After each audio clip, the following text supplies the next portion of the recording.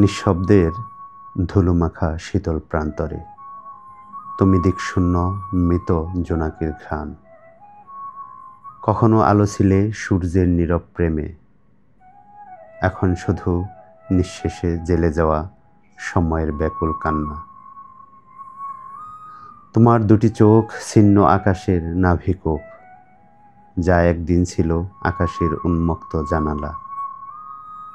আজ তা বন্ধ কপাটে সিল করা অন্ধকার, যেখানে কোনো চাঁদ জন্ম নেয় না, শুধু বিলুপ্ত নক্ষত্রের ছায়া কাঁপে।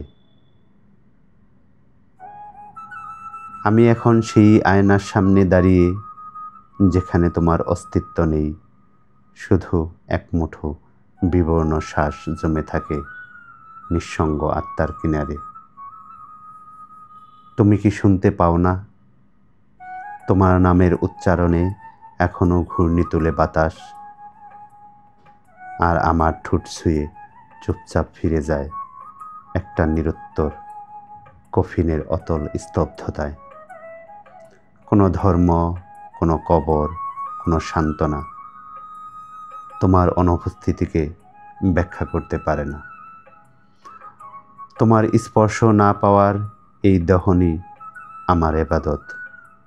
তোমার না ফেরার পথে দাঁড়িয়ে থাকা এই প্রার্থনাই আমার চরম কবিতা। অগোচরে প্রতিদিন ভেঙে পড়ি নির্বাসিত ব্যথায়, একটা জ্বলন্ত ছায়ার ভেতরে গুম হয়ে যাই। অন্ধকারে পথ হারানো আহত জোনাকির মতো তোমার শেষ আলোটা স্পর্শ করার আগে।